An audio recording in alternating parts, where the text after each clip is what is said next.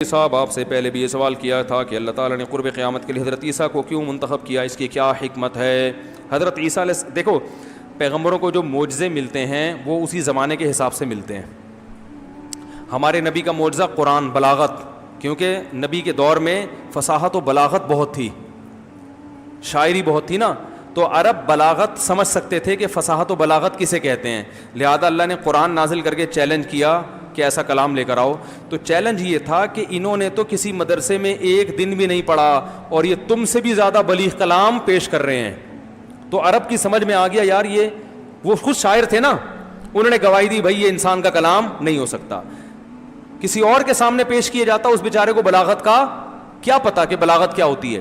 تو جو پیغمبر جس زمانے میں معجزہ لے کر آتا ہے نا، وہ اسی زمانے کے حساب سے. موسیٰ علیہ السلام کے دور میں جادوگروں کا دور تھا، تو اللہ نے حضرت موسیٰ کو ایسے معجزے دیے جو جادوگروں نے گواہی دی کہ یہ جادو نہیں ہے.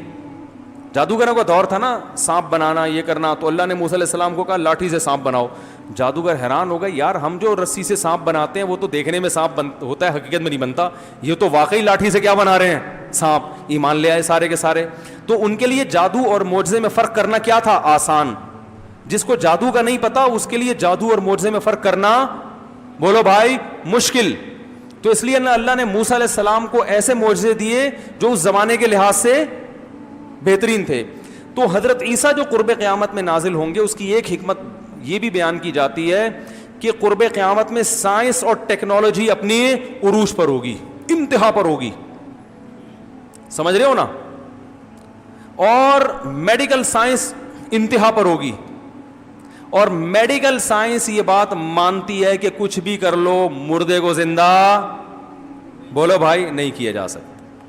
لہذا حضرت عیسیٰ علیہ السلام جب مردے کو زندہ کریں گے نا، کیونکہ ان کو تو یہ معجزہ ہے، قم باذن اللہ. وہ 6 مہینے سے مردہ برف خانے میں پڑا ہوا ہے، اسے کہہ دیا قم باذن اللہ، وہ زندہ ہو کے کھڑا ہو گیا. تو میڈیکل سائنس گواہی دے گی کہ یہ انسان کے بس میں نہیں ہے، کوئی خدا ہے جو ان کے ہاتھ پہ یہ کام، بولو بھائی، کر رہا ہے. دیکھو اگر موسیٰ علیہ السلام آئے اور لاٹھی کو سانپ بنائے نا، تو بہت سے لوگ کہہ دیں گے یار کوئی شعبدہ، کوئی معاذ اللہ کوئی جادو ہوگا. کہہ سکتے ہیں نا آج لوگ، کہ ہر آدمی تھوڑی جادو کی حقیقت سمجھتا ہے. لیکن میڈیکل سائنس تو اب سب سمجھ رہے ہیں، ساری دنیا کے ڈاکٹر وہ گواہی دیں گے. پھر وہ جو مٹی کا پرندہ بنایا اور اس میں پھونک ماری اور وہ اڑنا شروع ہو گیا، میڈیکلی یہ ممکن ہے؟ ڈاکٹر کہے گا بھائی یہ تو اگر پرندہ بنانا بھی ہے تو پرندے ہی کے جینز کوئی سیل لینا پڑے گا، اسے کسی دوسرے پرندے کے سیل کے ساتھ کراس کرنا پڑے گا. یہ لمبا چوڑا پروسیس ہے، لیبارٹری میں ہوگا، یہ بھی رومال بچھا کے نہیں ہو سکتا. حضرت عیسیٰ علیہ السلام کہیں گے اچھا ٹھیک ہے بھائی، لاؤ مٹی لے کر آؤ، کیچڑ لے کر آؤ، ٹھیک ہے نا. اس سے کبوتر کی شکل بنائی اور بولیں گے کن طیرم باذن اللہ، اللہ کے حکم سے کیا بن جا، پرندہ. وہ پورا صحیح سالم کبوتر بن کے اڑنا شروع ہو جائے گا. تو یہ ایسا معجزہ ہوگا جو اس زمانے میں اس کا معجزہ ہونا آسانی سے سمجھ میں آ جائے گا. یہ سائنس کو چیلنج ہوگا. سمجھتے ہو گے نہیں سمجھتے ہو؟ جو پیدائشی نابینا ہوتا ہے نا، میڈیکل سائنس کہتی ہے اس کی آنکھیں، بولو، نہیں آ سکتی، ممکن نہیں ہے. حضرت عیسیٰ علیہ السلام پیدائشی نابینا کے آنکھوں پہ ہاتھ پھیریں گے، اس کی بینائی ہے بھائی، بولتے کیوں نہیں؟ تو یہ جو، کیونکہ جو سائنس تو ہر مذہب میں اکثر سائنٹسٹ ہی مخالفت کرتے ہیں، کہتے ہیں مردے قیامت میں زندہ کیسے ہوں گے؟ اللہ بتا دیں گے ایسے ہوں گے. ٹھیک ہے نا، سائنس تو یہ کہتے ہیں نا مردے کیسے زندہ ہوں گے، بھائی اللہ بتا دیں گے ایسے ہوں گے. عیسیٰ علیہ السلام کو کہیں گے ذرا 2-4 مردے زندہ کر کے دکھاؤ، پھر وہ مردہ زندہ ہو کے بتائے گا بھی میرے اوپر گزری کیا ہے. ٹھیک ہے نا، تو لوگ انسان کے بچے بنیں گے اس وقت. تو ایک یہ بھی حکمت معلوم ہوتی ہے. اور ایک بڑی حکمت یہ ہے کہ آخری جنگ جو مسلمانوں کی سب سے بڑی جنگ ہوگی وہ یہودیوں کے ساتھ ہوگی. کس کے ساتھ ہوگی؟ یہودی کے. تو اور حضرت عیسیٰ کے سب سے بڑے دشمن کون ہیں؟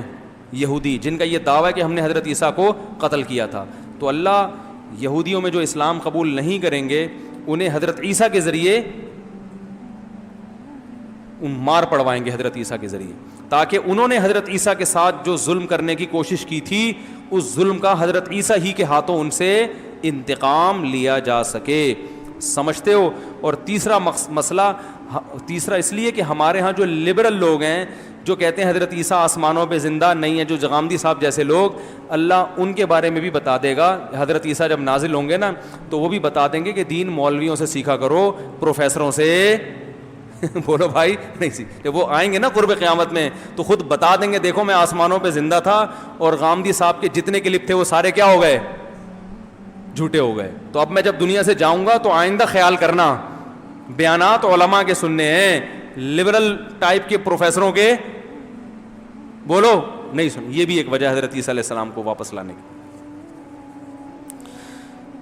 رزق کا تعلق اگر تقدیر سے ہے, محنت سے نہیں ہے, تو ہم نے دیکھا کہ اکثر لوگ زیادہ محنت, پھر بعد میں بتائیں گے, ایسی بہت لمبے لمبے سوالات کے جواب کا بھی ٹائم نہیں. ایک مثال دی جاتی ہے کہ ایک مچھلی سارے تالاب کو گندا کرتی ہے, اس طرح اگر چند مولوی خراب ہوں گے تو سارے اس کی وجہ سے بدنام ہوں گے. بالکل صحیح ہے.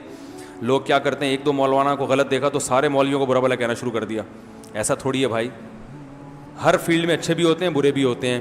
اور میں آپ کو پوری ایمانداری سے کہوں مولویوں کی فیلڈ میں اچھے زیادہ ہیں برے کم ہیں. آپ کو اصل میں کیونکہ آپ مولویوں سے کے ساتھ, ہمارے تو زیادہ تر مولوی تو مدرسوں میں بند ہوتے ہیں بیچارے, عوام سے ان کا لنک ہی نہیں ہوتا.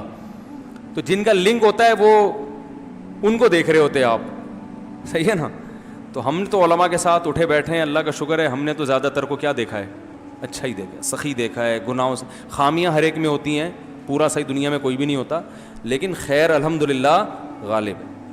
کبھی بیٹھو, آؤ مدرسوں میں جا کے اندر بیٹھو, پتہ چلے گا 20-20 سال سے کتابیں پڑھا رہے ہیں تھوڑی تھوڑی تنخواہوں میں, اتنی تھوڑی تھوڑی تنخواہوں میں, اتنے اتنے گھنٹے. یہ قاریوں کو دیکھ لو, تھوڑی تھوڑی تنخواہوں میں 12-12 گھنٹے بچوں کو بیٹھ کے پڑھا رہے ہوتے ہیں.